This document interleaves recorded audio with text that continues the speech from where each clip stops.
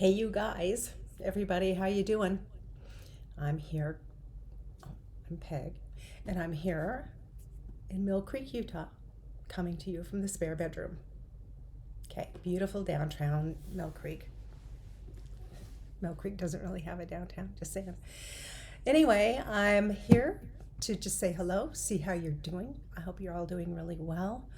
I hope you're managing to focus on things that are fun for you or helpful for you or give you something to really enjoy or they're fun to look at, something that brings joy into your life. I hope that that's what you're able to do, and I hope everybody's doing okay, feeling okay. Crazy times, crazy times. So today I just want to talk briefly. I think I mentioned on a previous video that I was going to start telling you about dwarf planets because they're a really big deal, because they reflect the energy of our times more so than the planets that we know, because they've been around for a long time and they have their meanings and they have their purpose, and actually some of them are changing a little bit, so that's interesting, isn't it? But right now we're going to talk about dwarf planets, and I've been studying one called Orcus. Now, interesting name. It's not about the sea creature. It's actually about a Roman god. And Orcus' purpose is to punish people that break their oath of whatever their oath may be. We can have oaths around what we want to accomplish, how we want to behave, having integrity, not lying, whatever. But Orcus is the punisher if you break your oath, which I think is really interesting in these times because we need an Orcus, I think. I don't know how you feel about it, but I think that we really do need an Orcus. So I'll just tell you a little bit about Orcus. Orcus is considered to be the reflection or mirror of Pluto because they each go around Neptune in a very similar fashion, except they're on opposite sides. And it's interesting to me that Orcus sends people to Hades, because they're being punished, and Pluto is the ruler of Hades. So they have that in common. They're kind of deep, dark, mysterious guys or planets, and they don't want to see anybody breaking their oaths or doing something wrong. Or in the case of Pluto, people do dive deep to look at their shadow side, of course. And Orcus has that as well. So they're kind of those deep dive kind of little planets that get us to look at what we're doing and assess where we are based on what we really want to be. And I think that's great. So Orcus, yeah, don't break your oath. Orcus has a way, and there's a myth about Orcus sitting on the side of the road and engaging people in conversation and finding out what they're about. And if you don't live up to what you're supposed to be living up to, you don't want to engage with Orcus in that way. And Orcus has a way of looking at people that is like, oh, really? And I also do that. And I was talking to my daughter about it recently, and she said, oh, Mom, I know that look. And I said, yeah, that's the Orcus look. I didn't know that, but that's what it is. So you better not mess around, because beware the look. Okay. So anyway, I just thought you'd like that little tidbit about that dwarf planet. And I'm going to do a reading for everybody for the week coming and see what's going to be going on. I think I'll do 5 cards for what's going on outside of us and 5 cards for how to respond in a helpful way that keeps us on track. We know it's going to be crazy, and we know there's going to be shenanigans, and we know there's going to be broken oaths and all that kind of stuff. So, that's not anything new. But let's try this new way of doing it, and we'll see what comes up for us. And if we don't like that, we'll just do a big reading for all of us and call it a day. Okay, so I have been shuffling, And I just cut the cards and I'm going to show them to you as I go. First card is Justice. Justice. She's holding the scales. She has a wing. All right. And let's get her closer. She has a blindfold. So she's like Lady Justice. It's the first card for what's going on outside of us. Second card. Wow. This is the World card. The World. Okay. Now we're going to go through it after I pulled them all.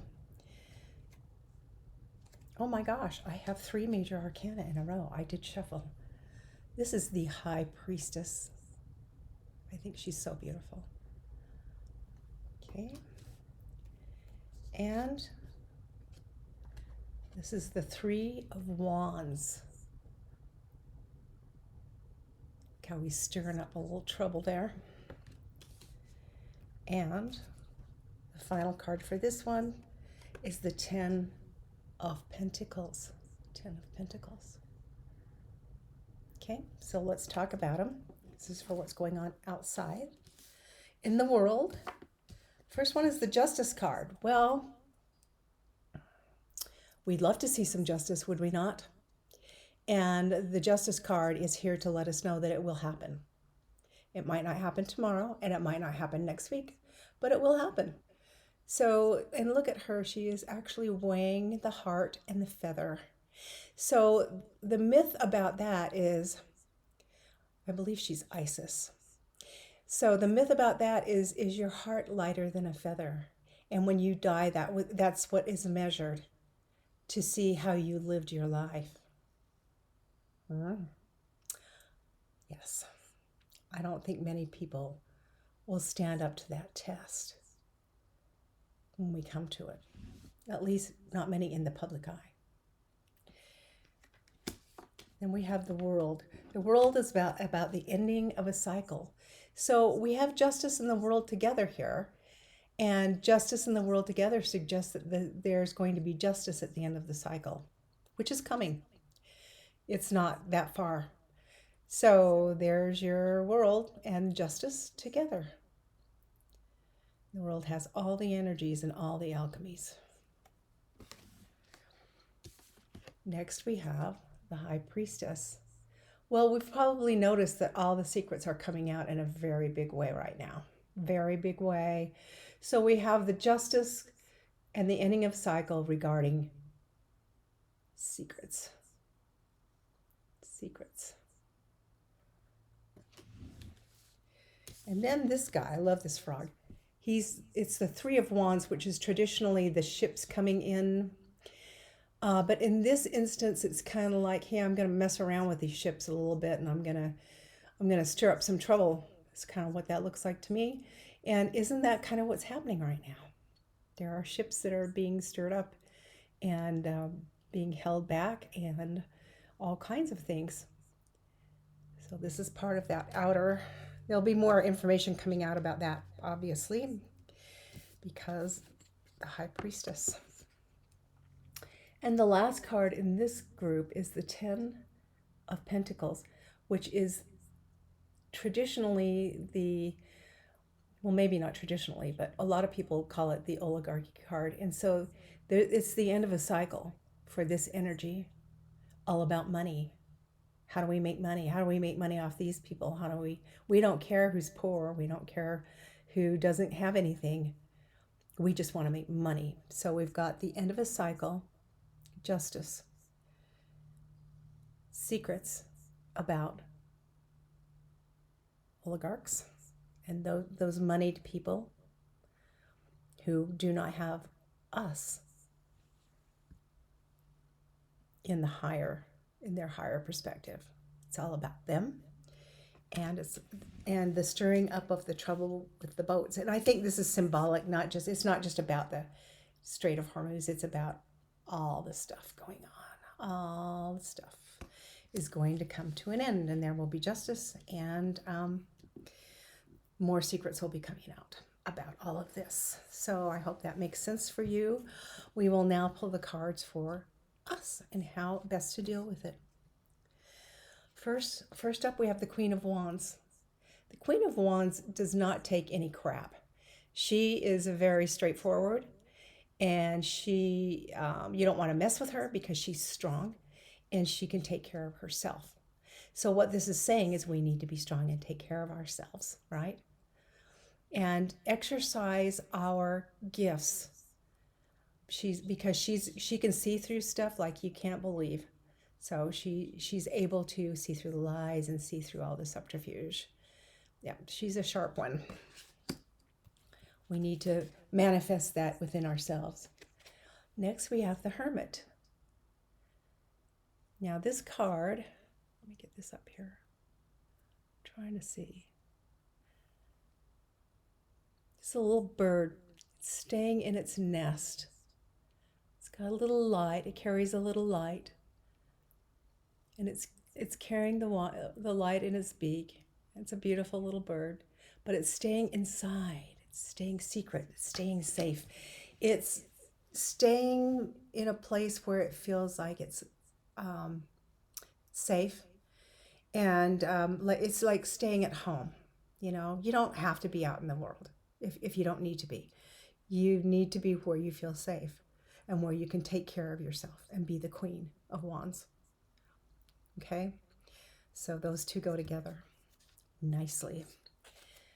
All these major arcana, woohoo! This is the Hanged Man. And what's the Hanged Man doing? Well, he's hanging upside down from a tree. And so that means that he has a different perspective, or he's given a new way to look at things. So this might be an opportunity for us to see things in a different way. Maybe we can see what's going on in a different way. Maybe there's more to it than meets the eye. My perspective is that the people in charge of our country, particularly the head guy, are here to show us everything.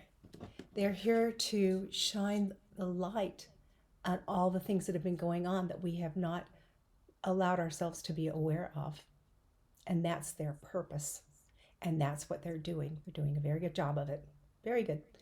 And so when this is all said and done, we will know what we do not want to happen going forward. But you have to see it to know. And that's a perspective change. And that's my perspective. Next card. This is the 8 of air. 8 of air. Or the 8. No,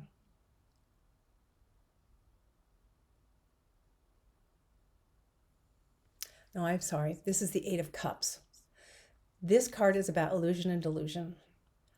So, and the eagle is in the eagle's nest above the 8 of Cups, the 8 cups. And what the eagle is saying to us is, don't be fooled. Stay on your eagle's perch, have a bigger perspective,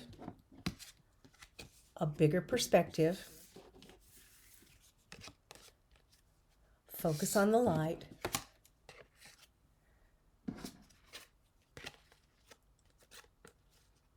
and know. Okay, so that's that. And then to top it off, oh my gosh, the Judgment card. We have the Judgment card. The Judgment is about everyone rising up. And to me, this card, although it looks kind of punitive, and it can be read that way because it's like Judgment Day, you know, what's going to happen on Judgment Day, which for some people that won't be great. But I think it's also about awakening because she's holding the sword of truth. So it's up to us to be courageous, to carry our light, to not take any crap, be able to see through crap, to hold the light, to stay where we're safe, to take care of ourselves, to perhaps have a change of perspective, to not be fooled by the illusion and delusion,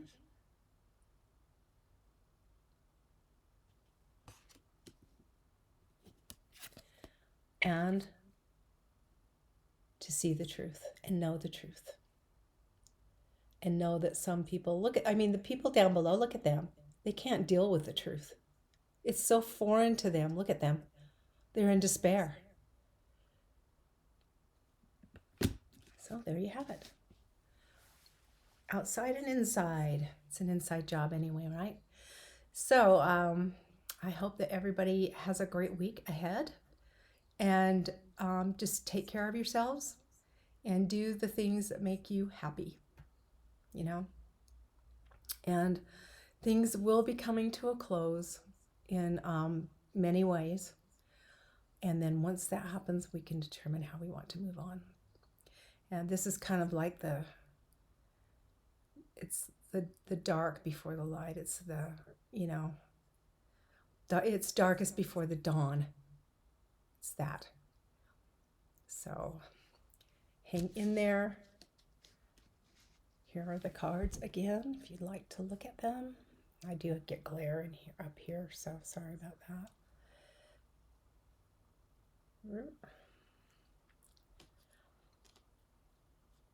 And